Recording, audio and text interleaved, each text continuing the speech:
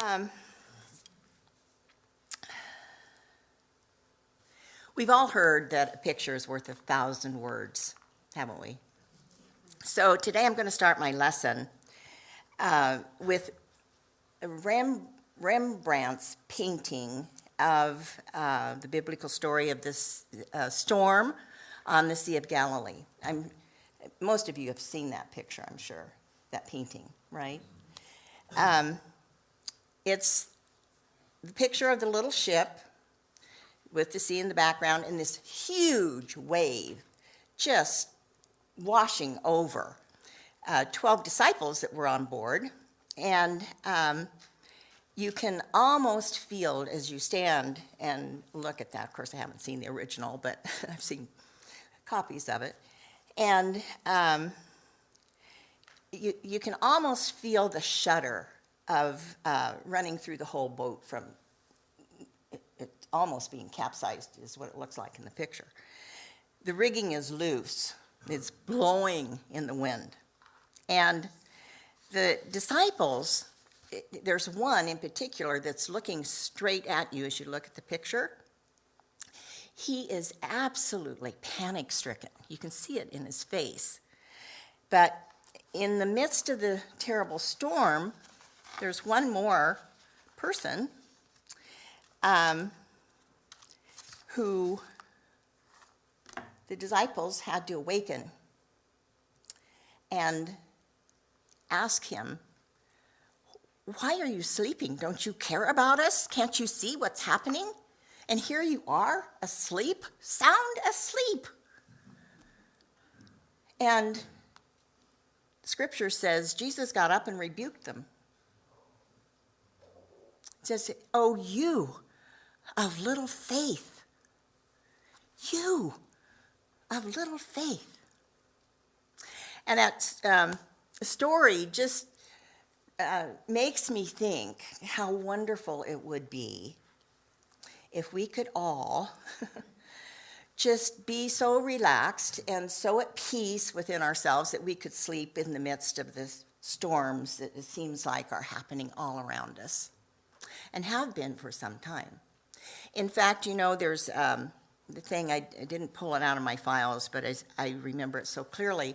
It's just a newspaper article that talks about how terrible the times are. The political field is a mess. Economics is going to hell in a handbasket, and you know, people are starving, and it's just war and all of these things.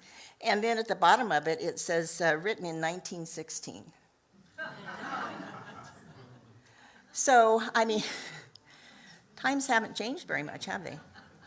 It's, but wouldn't it be wonderful if we could know that when these chaotic events happen, that in the midst of all that is universal peace. That in truth, there really is a divine intelligence that can work through humanity to change things, to make other things appear, if we will only let it. But it seems to me there's so much negativity happening, not only in our country, but the world at large. It's hard for even a good metaphysician to stay peaceful and centered. Anybody having a problem with that beside me, or is it just me? Okay. Well, I think we're all in the same boat from time to time. And I know we do our spiritual practices, we do the best that we can, but with every single day, it just seems we're bombarded with news about more violence happening somewhere, or the wars in the Middle East escalating at every turn, people suffering horrible conditions as they immigrate to other places, trying to make a life or even save a life, their life, or the lives of their children. So I'm going to mention the Las Vegas shootings because it became very personal.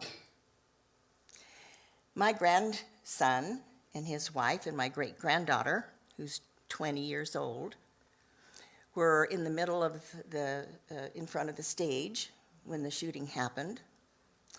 And they got down and got away as Ryan lost her shoes and was stepping over dead bodies and blood on her feet and that kind of thing. So, thank God they made it out alive. Now, shortly after that, the fires on the West Coast.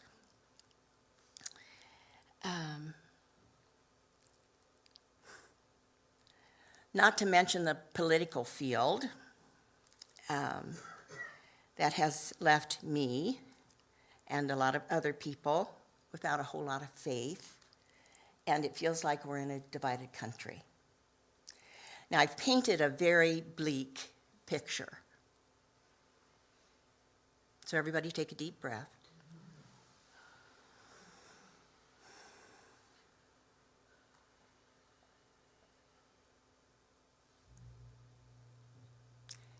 And what I want to say is that as religious scientists, we need to rebuild our hope. We need to be a part of the solution as much as possible. Whatever it is that we need to do to tap into that consciousness that the master teacher Jesus did when he was on that ship is what we need to be doing. See, we don't have to make it happen. It's already happened. There is that consciousness available to all of us. It's potential within us. Somehow, we just don't quite believe it all the time. So that's that little crack in the consciousness of humanity that needs to be healed. It's our belief that that potential consciousness of what's the Christ consciousness is right here where we are. It's in this room. It's within our hearts. It's in our minds. It's everywhere. But if we are not aware of it and our intention doesn't bring our focus back to what it is and the truth of our being, then of course we're just like the disciples, scared witless. You know, don't you care? What I have to say about that is that consciousness doesn't really care. It's no respecter of persons. It is simply available to all of us, all the time. But it's up to each one of us personally to tap into that. So, I wonder how many of you saw Deepak Chopra and Eckhart Tolle's web podcast titled The Awakening from the Illusion of Separateness, Spiritual Truths to Help Heal a Divided World. Anybody? 1, 2, 3. Okay. You might go on the web and search for it. You might be able to find a copy of it. I know I saw the copy that they posted later. So it might still be on there. It's worth looking at. But I'm going to give you sort of a recap of what they said.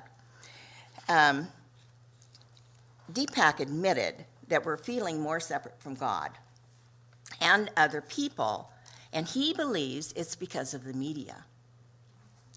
When a crisis happens, we don't hear about it just once. We hear it over and over again. or iPads, TV. You turn on the computer and Comcast has all the news that you would ever want to see or witness right there. Doesn't matter what the gadget is that we're using at the moment, it will give you the news. And Eckhart said more division happens on Facebook and Twitter because we don't see the other person. And it makes it very easy for the abuse and insults and the negativity to flow more freely. He also said social media enhances the otherness of people instead of connection, which usually involves the ego. Criticism, blame, shame, judgments are rampant in every form of media, and the ego depends on that mindset. Remember, the ego loves shame and blame and anger and upset. The ego needs to have an enemy to reinforce its superiority, and it actually thrives on conflict. So these are the things we need to remember. Next time you find yourself in a snit, reacting to news or something that's going on, and you have an emotional reaction, you need to remember it's the ego that's wanting your attention. And what you need to do is make a substitution. You switch your intention from feeding the ego to recognizing the consciousness of the Christ that's available at that moment, ever available, ready and waiting to bring peace, to bring a new idea, to calm yourself. So again, as metaphysicians, we all know that in order to help heal a divided world, we can't do it by doing the same thing over and over again. There has to be a change of mind. We have to trust in the higher power by tuning into that consciousness that cannot be divided. The consciousness of Christ is unity. It is love. It is the peace and the harmony and the joy of that Christ Spirit that is God in action. So, even though it seems harder and harder to do, we have to practice turning inward to our source so that we can bring that peace forward and help to heal the division that seems to be in our country and the world at large. So, I've got to time myself here. I've got a lot to say and show. Why is it that something so simple as just turning inward to something that already exists, that is so profound, available to us, potential of love and peace and harmony, so hard to do? And why can't we do it? Well, I may have found an answer. I was searching the web, and I found a video by Rob Dial titled, "You Are Being Brainwashed." So let's see what he has to say about this. I've got some bad news for you. You are being brainwashed. And the reason why I say this is because everything that you see, hear, and read is influencing the way that you think. Now, if you watch the news, you might think that humans are getting worse, it's getting less and less safe, and everything's getting more dangerous, but nothing can be further from the truth. A Harvard professor actually did a study and found out that this is the safest time to be alive as a human. To give you some statistics from the Bureau of Justice and from the FBI's website, since 1993, firearm homicides have dropped 39%. Non-fatal firearm accidents have gone down 69%. Now, if you watch the news, you'd think the exact opposite of that. You'd think that it's getting worse, right? Now, let's talk about the rest of the world. Is the rest of the world getting safer? It absolutely is. The amount of deaths per year per capita from war across the world is 1/12 of what it was in the 1950s. This is the safest time to be alive as a human. Now you might ask yourself, why would the news concentrate on so much negativity if the world is actually getting better? And the reason why is because they understand the way your brain works. Your brain is designed to look for the negative. And the reason why is because your brain wants you to stay alive. So it focuses on the negative. So if the news puts out more and more negative, you're more likely to watch. Your brain is going to get addicted to watching that negativity, which in turn turns into more advertising dollars for the news companies that you're watching. So of course it seems more negative. Of course it seems like the world is getting worse. But there has never been a time where it's been more safe to be a human than right now. So what can you take from this? Instead of watching the news and thinking that the world is negative and allowing them to brainwash you, you can brainwash yourself. You can start reading books. You can watch motivational or instructional or educational stuff on YouTube. You can listen to podcasts. Because here's the deal. No matter what you listen to or watch or read, it's going to brainwash you. So why don't you brainwash yourself with something that's going to be beneficial for you versus what the media continues to feed you? Because if you continue to eat what they feed you, you have to deal with the sickness that's going to happen in your mind.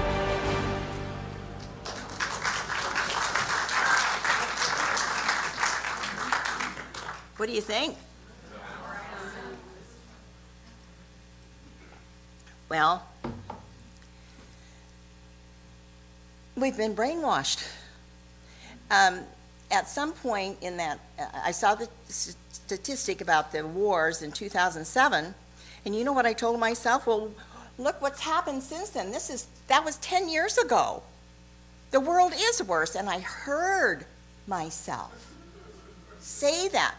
And don't raise your hand, but did anybody else do that? Yeah, there's a few of us, yeah. But I changed it because I realized I can do that. And actually, I've been doing it for over 40 years. Actually, it's been 48 years. I just figured it out the other day. I've been in this teaching for 48 years now. I should have wings by now, but I don't. Anybody who's been in the teaching that long, it takes work, but we can brainwash ourselves using the principles of the science of mind and doing the things that they said there. Watch the podcast, look for the positive, read the books that inspire and uplift. And when you do that, you help to heal a divided world. And then we're also doing what Gandhi said, be the change that you want to see in the world. So, Chopra says we need to be a witness to our behavior and be able to detach from the mindsets that are limiting and stop taking sides in order to focus on the oneness of life.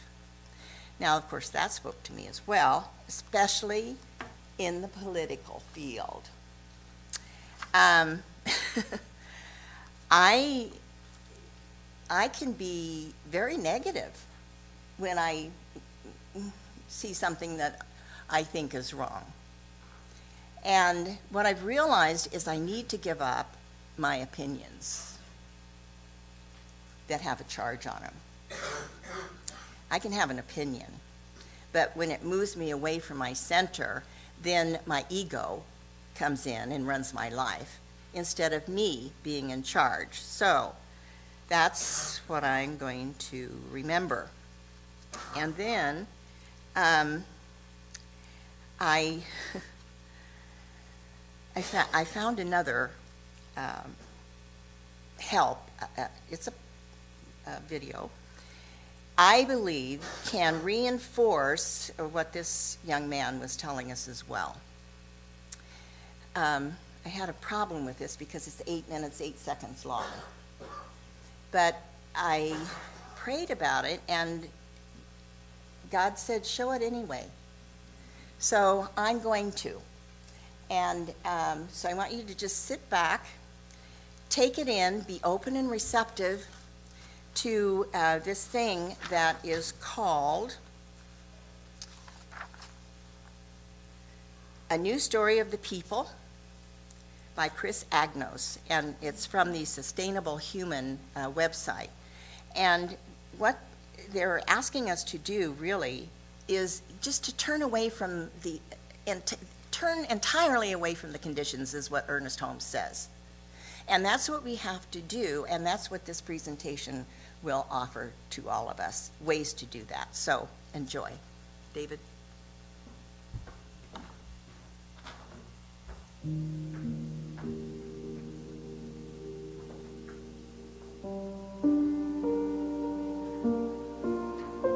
The world that we see around us is built on a story.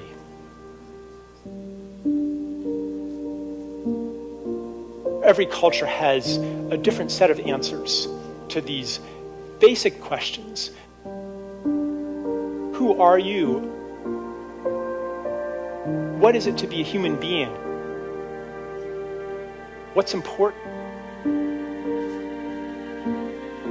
What's valuable? Where do we come from? Where are we going?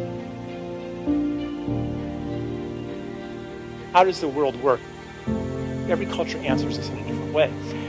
And science provides some answers.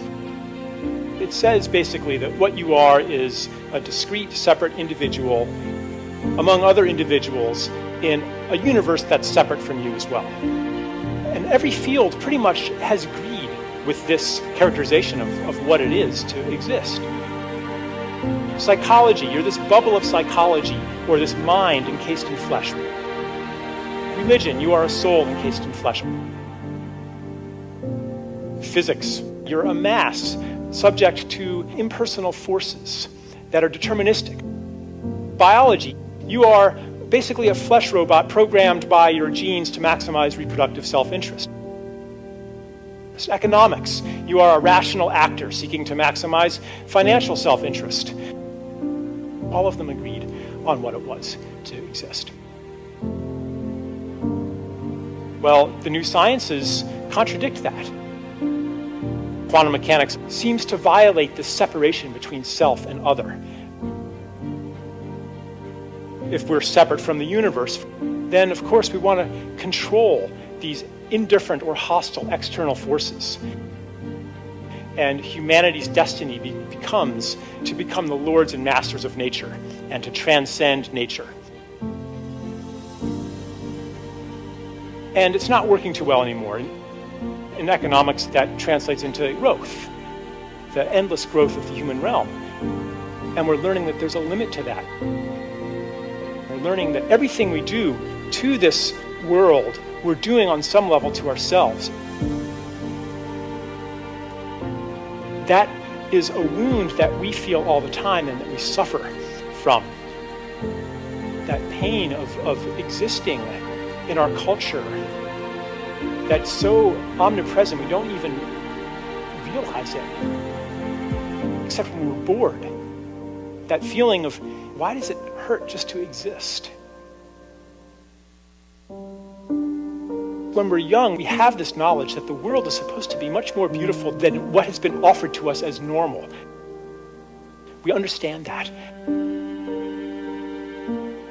But that expectation gets betrayed again and again and again. And to protect it, we develop cynicism. As our ecosystems fall apart, as our political system falls apart, as our educational system, the healthcare system falls apart, things aren't working so well anymore, and it's a lot harder to fully believe in our stories.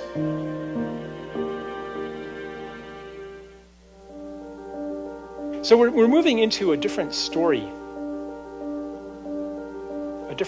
of self, a different story of the world, a different story of the people. The self of interconnectedness, the self of inner beingness. One thing it means is that these tiny actions may have a significance beyond that we can understand. that logic of the heart that says, yeah, I know that this is a significant act, and I know that everything I do is significant, no longer contradicts the logic of the mind, which had been the logic of separation. And what effect could you, one tiny little being, have with the puny force available to you when the powers that be have so much more force at their disposal? Every act that comes from the understanding of interconnection, of inner being, is a spiritual act and also a political act. By acting from a different story, we disrupt the psychic substructure of our mythology. And we offer an alternative.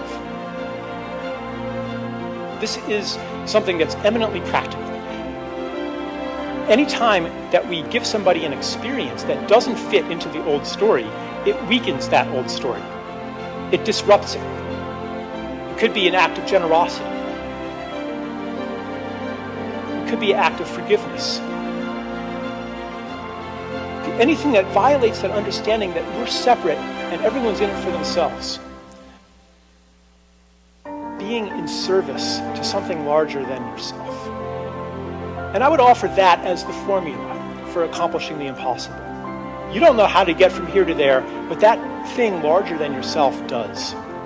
And it arranges these synchronicities, being at the right place at the right time, being in flow. Usually when you experience that, it's when your world is kind of falling apart and you're in this state of uncertainty, and then all things like start to flow and they start to work. And we can enter that state when we let go of the paradigm of control and bow into service to this thing larger than ourselves. And what is this thing that unifies all of these different things that we're committed to? Let's call it the more beautiful world our heart knows is possible. And as you go about your life, in fact, right now, feel that part of you that knows that you are here in service. And ask yourself if you're ready to bow more deeply into that service.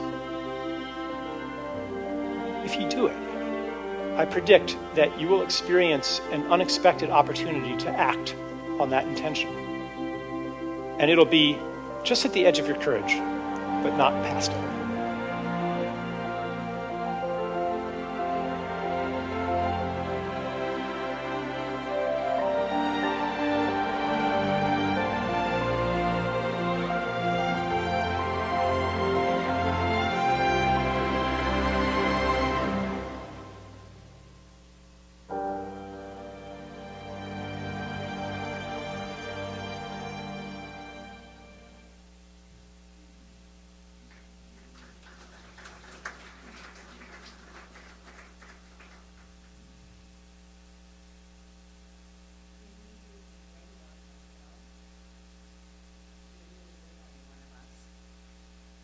We need to change our stories. Can we vow on this day, this moment, that when we catch ourselves, because that's the name of the game,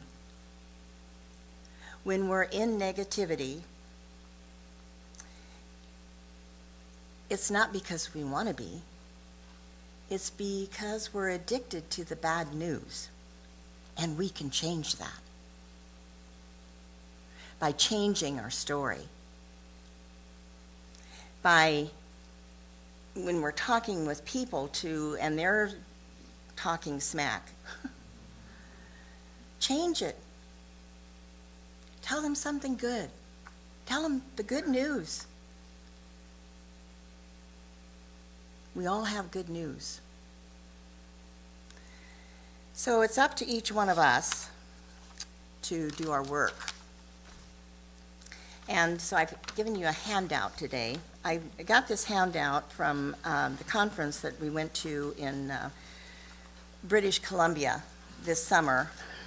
And it's Dr. Andrea Golden who had a handout like this. And it's very appropriate for what I talked about today and for what we have seen. And I especially want you to pay attention to the last two. So let's repeat those together. I show my love in my every thought, word, and action. Let's do it again. I show my love in every thought, word, and action. And one more time. I show my love in every thought, word, and action. And the last one is, I cherish my right to live in accord with the deepest values and wishes. I respect that right in others. One more time. I cherish my right to live in accord with my deepest needs, values, and wishes. I respect that right in others. Let's say that last line. I respect that right in others. And so when we tell our stories and we're listening to others, we do it with a deep respect, knowing that no matter what they're saying or doing, there's that Christ consciousness that's lying asleep in the back of their boat, and you can wake it up with something new and something better. So God bless you in your journey, and so it is.